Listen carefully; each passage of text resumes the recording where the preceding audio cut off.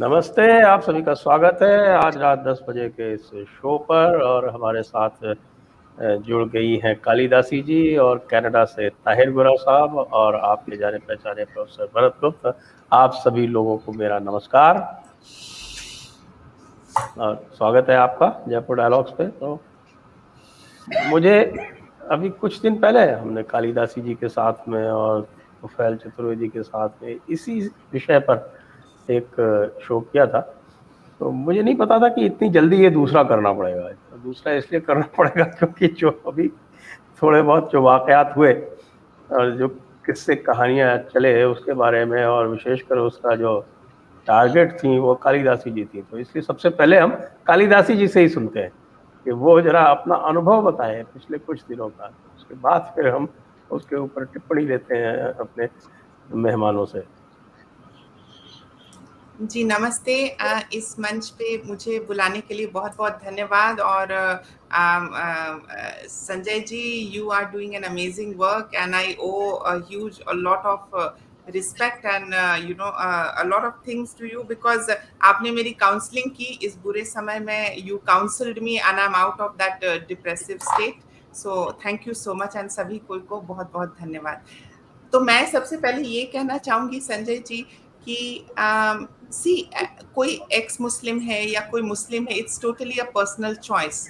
But जब वो एक तरीके के वो समूह बनाने लगते हैं, एक ग्रुप बनाने लगते हैं और दूसरों को क्रिटिसाइज करने लगते हैं, that is where the problem begins. That you come out from one cult and then you jump on to another cult. इसी तरीके की चीज मेरे साथ भी हुई। I never take such people's name in my channel because I mean, you are the best person, you know it, because जिससे वो intellectual compatibility नहीं feel होती है, it's better to avoid such people. So I mean, everything was fine. I was YouTubing, I was doing my work, I was talking about Bharat, Desh and our dharma. So all of a sudden, you know, in one of the conversations, I heard them mocking someone for Gaumutra. And then in one of my discussions also, I said, yes, I have also consumed. And there's nothing wrong in it. I mean, I have tried so many things in life. And योग हम कर रहे हैं, मंत्र कर रहे हैं, I am meditating, I am doing a lot of things. तो अगर एक होलिस्टिक अप्रोच के तहत अगर मैं कुछ इस तरीके की चीजों का भी सेवन करती हूँ, so I don't think I am subjected to you know torture और इस टाइप से मतलब सोशली मुझे नेम कॉलिंग किया जाए। तो व्हाट हैपेंड वाज दैट कि उस क्लिप का वो उन्होंने ये जो गैंग है उन्होंने इस क्लिप को काट के एडिट करके हर जगह सर्कुलेट करने लगे and then they started mocking and they moved to such a limit कि जहां पे इन्होंने $1,000 का बाउंटी रखा। Now these scums had kept a bounty of $1,000 on my head to prove that I have come out of Islam and I can drink you know cow urine. And a lot of his you know stooges even demanded कि हमको देखना जैसे बोली नहीं लगती है कि हमें भी देखना, we want to see Kalidasi drinking it on cam and all of that. So the thing that I realized with this is that to come out from a cult, I think it's an upgrade where आपको एक इंसान आप बनने की कोशिश कर रहे हो, you are moving into becoming a better human being. But इनके अंदर वो जो नफरत है for the idolaters, for you know such a tradition and especially the Hindus, and that could be seen and then they started running campaigns कि अब proof करना पड़ेगा, अब तो पी के दिखाना पड़ेगा, and the person was such a coward कि वो ₹1,000 की बाउंटी लगाने के बाद उसने फिर डिलीट कर दिया। And to tell you, people are also smart. They took a screenshot and they kept it. And I literally like had to ask that what kind of a harassment is this where you're keeping bounty कि मुझे ID show करना पड़ेगा and all of these things. So Sanjay ji, the point what I want to make here is that this is much of a you know much more sinister than what it looks. It is not just a बच्चों वाली movement या कोई campaign है या कुछ ऐसा cult है. It is much more I think it's much more dangerous compare to what it looks on the exterior.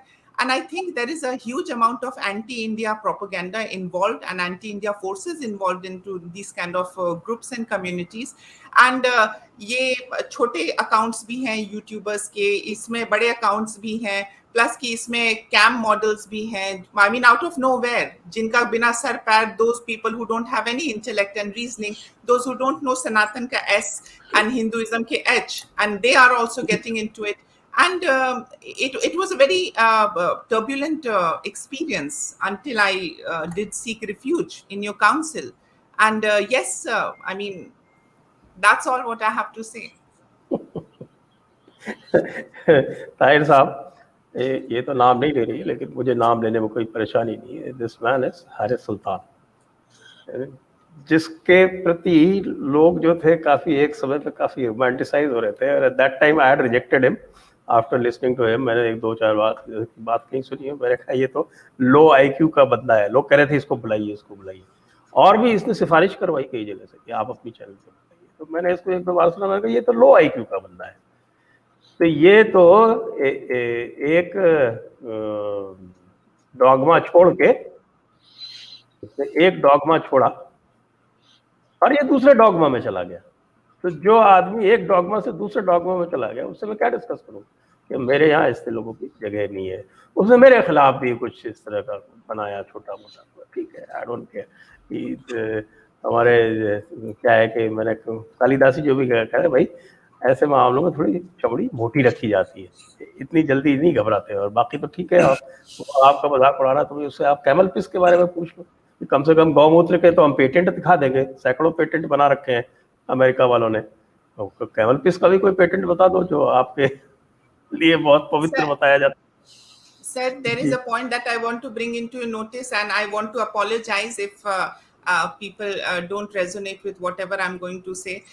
Sir, they are making a facade of गौमूत्र, मतलब गौमूत्र को वो मतलब एक मजाक के तौर पे ले रहे हैं. And it is the same people who don't hesitate on pissing on each other in the name of kink, in the name of fetish, in the name of golden shower. So what kind of a hypocrite people are these? Either they are educated and they are being selective. I mean, it's very funny. देखिए, मैंने तो उनका description कर दिया ना कि ये तो सब लो आईक्यू के लोग हैं. When you move from one dogma to another dogma, भाई आपने खुद ही कहा ना कि भाई आप किसी से बाहर आते हैं, कल्ट से बाहर आते हैं, तो यू अपग्रेड योरसेल्फ. ये तो अपग्रेड कर ही नहीं रहे, ये तो उसी से उसी में जा रहे हैं. ऐसे बहुत सारे लोग हैं भाई, एक किताब छोड़ते हैं दूसरी पकड़ लेते हैं. तो भाई आप जब किताब से ऊपर नहीं उठ पा रहे हो, तो हम कैसे आपकी कोई, जैसे कल मैंने आपको सुना था जब आप बात कर रही थी सचवाला जी से, जो इंडियन एक्स मुस्लिम्स हैं, I actually find them much better. उनको इसलिए मैं उनको, क्योंकि उनको ये सेंस है जिसकी हम बात कर रहे हैं. ताहिर गोरा साहब, आपने तो इनके ऊपर कई वाक़े किए हैं, कई इनके ऊपर एपिसोड्स किए हैं, इनको आपने अच्छी तरह से तलाशा है और तराशा है. कि वैसे तो कुछ और इनके तराश देते, दिमाग तराश देते तो वो बेहतर होता, लेकिन दिमाग इनका जो है वो हम तराश नहीं पा रहे हैं. हमने I think it is not possible, they are beyond that. तो ये जो आपके यहाँ भी बहुत सारे हैं ना, वो क्या अपोस्टेट प्रोफेट और कौन सा वो एथीस्ट और इस तरह के बहुत सारे लोग करते रहते हैं और अपना एजेंडा चलाते रहते हैं. और सब में एक चीज़ कॉमन है, एंटी इंडिया बिल्कुल कॉमन है सब में. आपका क्या इसका? देखिए, बात ये है संजय भाई, जैसा आपने शुरू में कहा कि बहुत सारे कल्ट बने हुए हैं दुनिया में, तो एक ये भी कल्ट सही. मैं कभी इनको सीरियस नहीं लेता था. ये मेरे रडार में आए पिछले दिनों, जब मैंने देखा कि ये इंसल्ट कर रहे हैं हिंदू बहन भाइयों की. तो मैं अभी भी इनको फॉलो नहीं करता, मुझे इनके नाम भी याद नहीं रहते, ना ये मेरा कोई इशू होते हैं. लेकिन मैं जनरली बात एज ए जर्नलिस्ट करना चाहता हूँ. एज ए जर्नलिस्ट जो मैंने थोड़ी बहुत रिसर्च की, तो मेरे लिए काफ़ी वो फनी भी था मामला, अम्यूजमेंट का भी था और इंटरेस्टिंग भी था कि जिस धर्म को इन्होंने कहा हमने छोड़ा है, तो उसके बाद इनका एक्चुअल जो टारगेट है वो दूसरे धर्म बन गए हैं. खास तौर पर हिंदुइज्म, बल्कि मैं धर्म भी नहीं कहूंगा, दूसरे बने, हिंदुइज्म इनका टारगेट बन गया।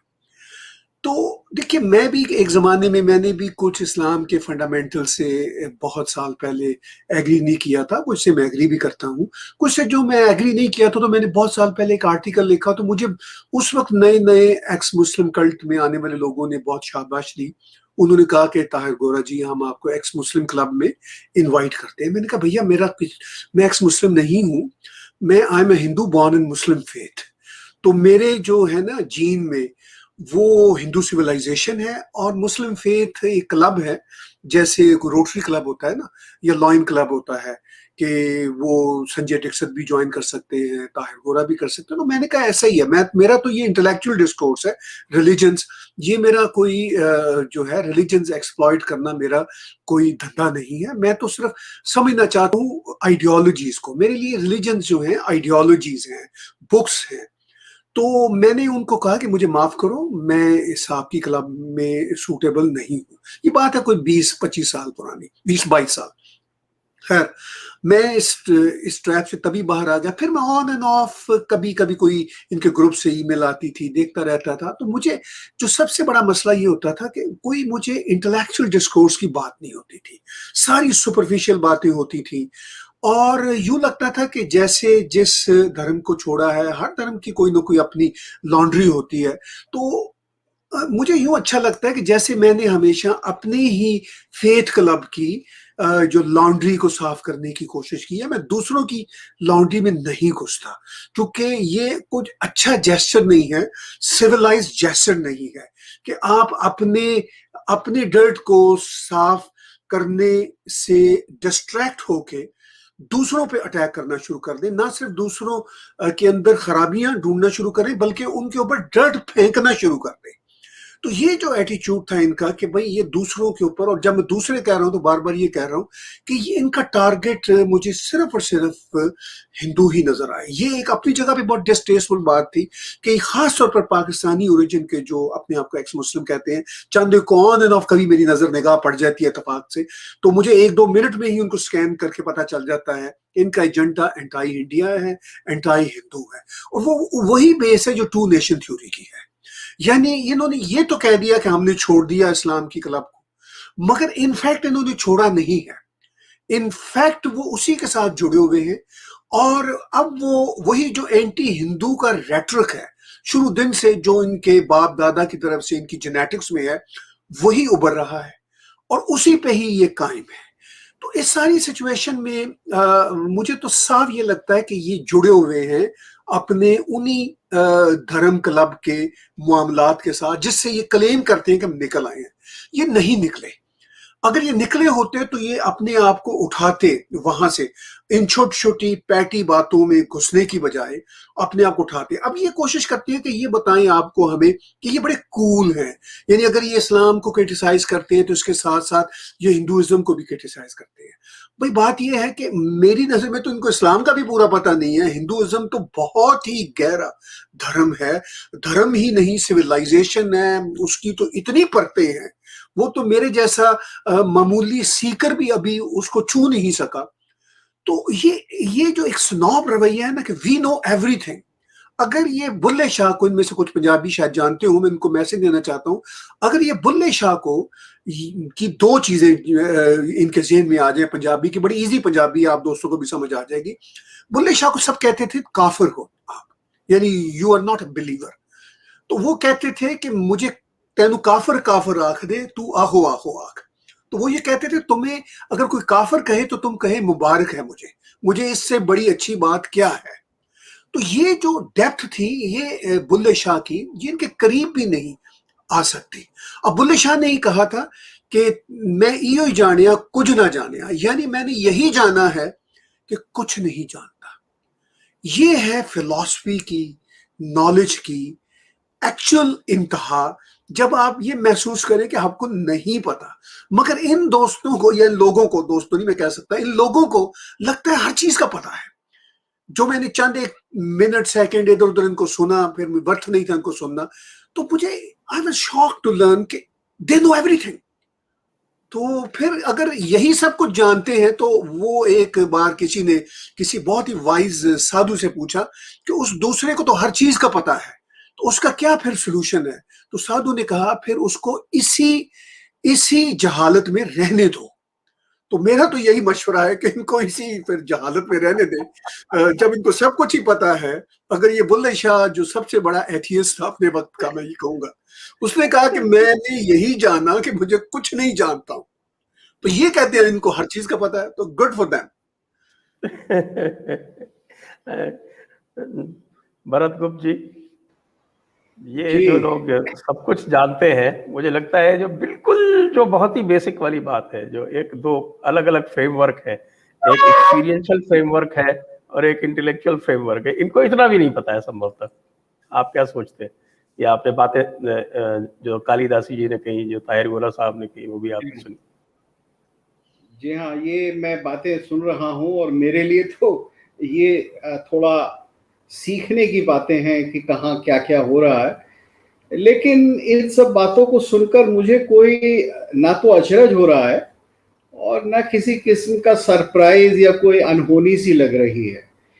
क्योंकि देखिए, अगर आपने इस्लाम को या क्रिश्चियनिटी को एक गिवन बिलीफ की तरह से पकड़ रखा है कि हमको ये आदेश मिला, हमको बचपन से ये ट्रेनिंग मिली, यही सच है, इसको न मानने वाले सब या तो काफिर हैं या वो कहीं भटके हुए हैं या उनको वापस लाना हमारा धर्म है। तो अगर इस किस्म की धारणा से बाहर निकले हैं तो वो सिर्फ एक बंधन से बाहर निकले हैं। उन्होंने अभी एक्सप्लोर करना, कुछ जानना या कुछ देखना नहीं सीखा है। और वास्तव में तो हुआ क्या है कि एक बिलीफ को छोड़ दिया और फिर दूसरे को समझा ही नहीं और ये माना कि वो भी बिलीव करता है, यानी उसका भी सोचना विचारना सब कुछ हमारी तरह से है, लिहाजा वो दोबारा उसको जब अटैक करते हैं तो वो वास्तव में अपने आप को ही अटैक कर रहे हैं। तो ये एक बहुत बड़ा सिंड्रोम है सेल्फ हेट्रेड का। और मैं तो ये कहूंगा कि ये जो इस्लाम को छोड़ा गया है वो वास्तव में छोड़ा नहीं गया है, वो एक दूसरे बिलीफ से चिपकने की, कि भाई अब मैं यहां से छूट के दूसरी जगह चिपक जाऊं, उसकी चाह है। तो ये एक इंटेलेक्चुअल इनसिक्योरिटी है। अब देखिए, इसका सबसे बड़ा कारण क्या होता है कि एक तो बचपन से ये सिखाया जाता है, हिंदुइज्म के बारे में क्रिश्चियनिटी और इस्लाम के दो फंडामेंटल एटीट्यूड हैं जो वास्तव में हिंदुइज्म को उसे एक्सप्लोर करने से रोकते हैं। ये दो एटीट्यूड जो हमें इस्लाम में और क्रिश्चियनिटी में मिलते हैं, ये हिंदुइज्म को जानने से, या भारतीय दर्शनों को कहें, हिंदुइज्म तो एक बड़ा नया शब्द है, लेकिन इतने जो हमारे भारतीय दर्शन है जिसमें इतनी विविधता है और जो केवल हिंदू शब्द से सीमित नहीं रह सकते, तो भारतीय दर्शनों को न समझने में कौन रोड़ा अटकाता है? दो सबसे बड़े रोड़े हैं। एक तो है इस्लामिक और क्रिश्चियन डॉक्ट्रिन ऑफ जहालिया, कि देखिए इस्लाम के या क्रिश्चियनिटी के अलावा जितने भी लोग हैं वो जाहिल हैं, कभी जान ही नहीं सकते क्योंकि उनको आदेश नहीं मिला, तो वो सारी ट्रेनिंग वही होती है। और दूसरा है मूर्ति, क्योंकि जो इब्राहिमिक कल्ट रहा उसका सबसे बड़ा आधार ज्यूज के जीवन में भी और क्रिश्चियनिटी के जीवन में और आगे चलकर इस्लाम की थियोलॉजी में जो सबसे बड़ा आधार रहा वो एक नफरत रहा बुत परस्ती से। तो अब बुत परस्ती से नफरत करना जो है वो आपको बहुत सारी चीजों से बिल्कुल इग्नोरेंट कर देता है। मतलब वहां प्रश्न ही नहीं उठता कि भाई लोग बुत परस्ती क्यों करते हैं, हम जरा सोचें तो, हम जाने तो। अब हिंदुस्तान के अंदर आपको इतने सारे शायर मिल जाएंगे इतने सारे लोग मिल जाएंगे। अब जैसे इन्होंने बुल्ले शाह का जिक्र किया, बुल्ले शाह तो खैर एक बहुत ऊंचे मयार के, और जिसको कहा जाए कि टॉप लेवल के योगी कहिए या दार्शनिक कहिए या जिनको अनुभूति कहिए, ऐसी बात उन्होंने कही। अब जो ये कहेगा कि मैंने यही जाना है कि मैं कुछ नहीं जानता, तो वो वास्तव में एक बहुत ऊंची अवस्था है। तो बहुत से लोग हुए हैं जिन्होंने बुद्ध को या बुद्ध परस्ती को समझा है कि बुद्ध है क्या, मूर्ति है क्या, ये मुजस्सिमा है क्या, और किस तरह से ये भी उतना ही दिव्य है जितना कि बुद्ध का न होना। तो ये निराकार और साकार के बीच का जो संबंध है, और निराकार और साकार एक ही सिक्के के दो पहलू हैं, जब आप इस बात को नहीं समझेंगे तो आप ताउम्र, जब तक आप जिंदा हैं ताउम्र आप बुत परस्ती से नफरत करेंगे। तो यहां दिमाग को खोलना है।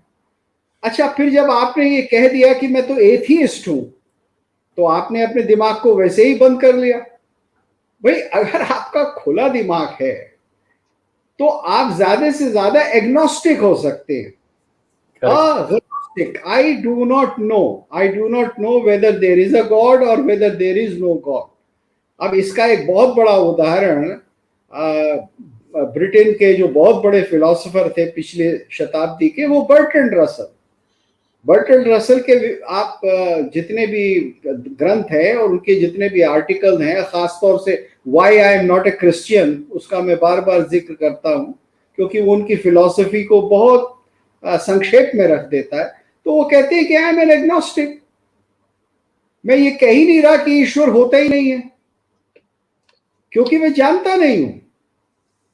तो वहां at the level of reason, at the level of exploring material sensory qualities, आप उसी कंक्लूजन पे आई कि भाई मेरी लिमिट्स ये हैं मेरी जानकारी की, और मैं अभी और एक्सप्लोर कर रहा हूं।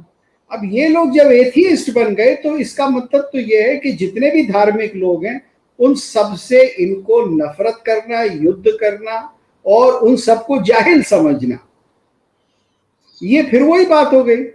तो ये इस्लाम से कहां छूटे, वो डॉक्ट्रिन ऑफ जहालिया इन्होंने कहां छोड़ा, वो तो फिर उसी से बंध गए। तो मेरा ये कहना है कि ये ऐसा ही रहेगा। ऐसा हिंदुस्तान में भी कभी कभी देखने में आया था। हमारे यहाँ चारवाक जो होते थे वो भी ऐसे ही होते थे, वो भी कोई गहराई का दर्शन नहीं बना पाए थे। वो केवल एक रिएक्शन का, एक क्या कहते हैं, ईर्ष्या का, किसी से आप देखकर जलते हैं, किसी के वैभव को देखकर, उसके फिलोसॉफिकल एक्सपेंस को देखकर आप जलते हैं, तब आप ऐसी बातें करते हैं। और वैसे आपने जो एग्नोस्टिसिज्म के बारे में बात कही, तो देखिए ये तो बिल्कुल स्पष्ट है कि ये तो एक बंधन को छोड़ के दूसरे बंधन में इन्होंने स्वयं को जकड़ दिया। और एग्नोस्टिक की बात तो आप ताहिर गोरा जी, आप जानकर आश्चर्य होगा कि ऋग्वेद में एक बहुत महत्वपूर्ण सूक्त है, उसको नासदीय सूक्त कहते हैं, और वो नासदीय सूक्त इसी तरह की बात करता है कि क्या वो है, क्या वो था या नहीं है, और यदि क्या ईश्वर पहले हुआ या ये विश्व, ये दुनिया पहले हुई, एक ब्रह्मांड से पहले क्या था, इस तरह की बातें। वो पूरा जो नासदीय सूक्त है वो यही है, सीकिंग। और उसके बाद भी जो है वो लोग उसमें भी लोग जो है वो ढूंढ लेते हैं बंधन, यानी वेदों में भी लोग बंधन ढूंढ लेते हैं। क्यों भरतगुप्त जी? नहीं, इस पे कोई शक नहीं कि वो नासदीय सूक्त की कुछ व्याख्याएं ये भी आती हैं कि केवल ये कह रहे हैं कि ईश्वर है। जब हम कह रहे हैं क्या वो है या क्या नहीं है, तो इसका अर्थ है कि वो है ही है। लेकिन ऐसा उसके लेकिन उसके शब्दों से और उसकी भाषा से, उसके व्यंग से, क्योंकि व्यंग हमारे यहाँ एक प्रमुख साधन है अर्थ की निष्पत्ति का। How do you generate meaning? You generate meaning by saying something which is not obvious but which is highly suggestive. So here in the Nasadiya Sukta, the whole language is entirely suggestive. वो बात को इस तरह से कहा जा रहा है, इशारे में कहा जा रहा है, और आपको इशारा समझना है। और जब आप इशारा समझेंगे तो वो वही बात आ जाती है कि there are limits to knowledge, there are limits to knowledge which can be stated and put into words. और भारतवर्ष में ये हमेशा से माना गया है कि जिसको परम सत्य प्राप्त है भी, वो दूसरों को जब बताएगा तो भाषा के कारण से पूरा बता नहीं पाएगा। जो बुद्ध के विषय में कहानी है कि जब उनको निर्वाण प्राप्त हो गया, ज्ञान प्राप्त हो गया, तो उन्होंने कहा क्या करूं मैं दुनिया को बताने के से कुछ कि मुझे क्या प्राप्त हुआ है, क्योंकि मैं बता ही नहीं सकता, किसी की समझ में ही नहीं आएगा, ये तो मैं ही जानता हूं, दूसरा नहीं जानता। लेकिन फिर भी उन्होंने कहा मैं प्रयास करता हूं, धर्म चक्र का प्रवर्तन करता हूं, क्योंकि मेरे कहने से, मेरे इशारों में कहने से लोग उस तक पहुंचेंगे। तो ये जो नेति नेति का सिद्धांत है भारत में, वो बुद्ध ने भी फॉलो किया कि जो हमको खंडन करना है उसके बियॉन्ड जो है उसकी तरफ इशारा करना है, जिससे कि लोग उस तक पहुंच जाएं। तो खंडन आप किस दृष्टि से करते हैं? इस दृष्टि से करते हैं कि आपको कहीं और पहुंचना है। इस दृष्टि से नहीं करते कि जो मैं देख रहा हूं उससे नफरत करनी है। वो हिकारत की निगाह से नहीं देखते आप। तो अब जो आप बता रहे हैं कि ये अब्यूसिव लैंग्वेज है सारी, ये मैं समझता हूं कि ये तो एक इनर साइकोलॉजिकल कंपल्शन है, और ऐसे लोगों को हम लोग कभी कभी एक अपने हिंदी में क्या निर्गुरा कहते हैं, जिनको गुरु नहीं मिला, जिनका गुरु नहीं है, निर्गुरे हैं ये, यानी इनको कोई रास्ता दिखाने वाला नहीं मिला, तभी इतनी नफरत है, तभी इतना वलवला है, और तभी खास तौर से हिंदुओं के प्रति, क्योंकि जैसा अभी इंडिकेट किया ताहिर साहब ने कि वो कहीं ना कहीं इसमें एक पॉलिटिकल लेयर है। और ये पॉलिटिकल लेयर तो इसलिए भी है क्योंकि पाकिस्तान की एग्जिस्टेंस में ही एक भारतवर्ष का और भारतीय मुसलमानों का एक रिजेक्शन है जो वो बर्दाश्त नहीं कर पाते और जिसके साथ वो जी नहीं पाते। तो ये एक नेशनल ड्रॉबैक है, एक नेशनल साइकोसिस है।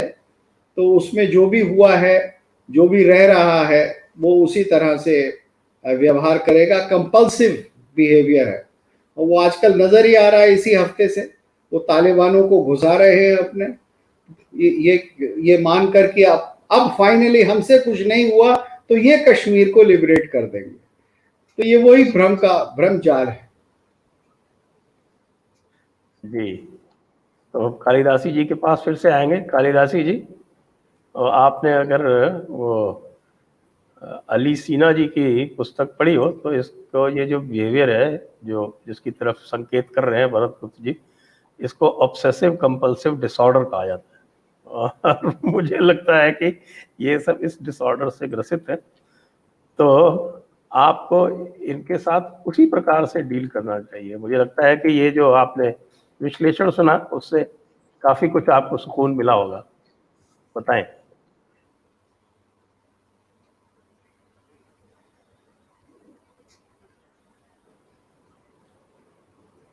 आपकी आवाज नहीं आ रही, म्यूटेड है शायद। जी, आप सुन पा रहे हैं? जी हाँ जी, यहाँ पे एक चीज मैं ऐड करना चाहती हूँ कि मैं मतलब it might be a little digression, but फिर भी मैंने जब से इस शब्द को यूज किया गौमूत्र को, और मतलब लिटरली जो लोग बैठे थे वो मास्क पहन के, चोला पहन के, उनके अंदर से भी वो जिहादी कूद कूद के बाहर आने लगा। मतलब I literally smoked out the rats were out in open. And हालत ये हुई, मैं ये इस पे भी आप लोगों की मतलब व्यू पॉइंट जानना चाहूंगी कि हालत ये हुई कि कुछ कुछ ऐसे लोग भी बाहर आ गए in support of them, which was very unexpected. So मैं मेरे हिसाब से तो वो एक पन दो काज हुआ कि मतलब I mean it triggered their guilt conscious. हर कोई आने लगा और कहने लगा नहीं हमें भी कुछ कहना है, हम असली वाले एक्स मुस्लिम हैं, आप झूठी हैं, आप गलत हैं, आपको सर्टिफिकेट देना होगा। तो मैं उन लोगों से पूछना चाहती हूँ कि भैया आपने तो बिना दिए हुए सर्टिफिकेट दुकानदारी चलाई हम भारतीयों के ऑडियंसेस से। आपने तो बिना सर्टिफिकेट खुद का दिए, आप किसी ने नकाब पोश रहे हैं और किसी ने ये किया और किसी ने वो किया। I mean, they literally fooled the Indian audience, and now they want us to prove to them. So it was quite funny, and the most interesting thing what happened was a so-called alleged model, जो कि model है and she's a स्त्री, she also came out in support of them, and then she started abusing me and taunting me, body shaming me. उन्होंने 4 घंटे का episode किया जहां पे उन्होंने मुझे बेइज्जत किया, मेरी माँ को, हमारी संस्कृति को, हमारे देश को, और उन सभी भाइयों को उन्होंने बेइज्जत किया कि वो लोग आके बैठे रहते हैं and I'm doing some mongering online and I'm crying and I'm doing some mongering. So आप देखें कि this जिहादी मानसिकता, it is not कि वो DNA में नहीं है, maybe that person is not from Islamic origin, but that मानसिकता is there because it is from that person is from Pakistan. तो ये मैं यहाँ पे कहना चाहती हूँ, I would not want to dirty my mouth by uttering the name, but I would want to say कि the hatred towards Hindus, the hatred towards Bharat is as real as sun and moon. And I have experienced this in this coming week. जैसा ताहिर गोरा साहब ने भी कहा, he brilliantly explained it, the psychology behind, and even Bharat गुप्त जी ने जो कहा, I mean phenomenal explanation कि आखिर ये है, it's embedded, it is just engraved in their subconscious somewhere or the other. तो yes, it is a very sad thing. और एक और पॉइंट मैं आप लोगों के सामने रखना चाहती हूँ कि most of these Pakistani YouTubers, and I don't mean I'm not generalizing it, but a couple of them, they don't show faces and they have become कि हाँ हमको सब कुछ पता, हम ex Muslim है. They might not be ex Muslim as well, you know, वो ex Muslim नहीं भी हो सकते हैं, but they have taken the name, वहां पे जानते हैं, वहां पे रहते हैं, तो उर्दू उनकी तलफ्फुज अच्छी है, उर्दू में वो बात कर सकते हैं, आधा से ज्यादा वो कुरान को जान जाते हैं, आजकल गूगल और ऑनलाइन है तो हर कोई हर कुछ जान सकता है. So you know there is a very different kind of a wave जो कि मतलब आजकल वो आ रहे हैं, pretending to be an ex Muslim, seeking sympathy, seeking financial support, and then all what they are doing is coming out with their big fangs and just biting on our backs. So I think we need to understand that. And yes, I mean it's a very sad thing. यहाँ पे मैं संजय जी से भी जानना चाहूंगी कि can we do something in terms of IT and information and all those technology wise also, where we can control such contents कि at least you need to be a legit creator, content creator, so that you're putting out the right thing, not just anyone, you know, putting out any information out there. Ji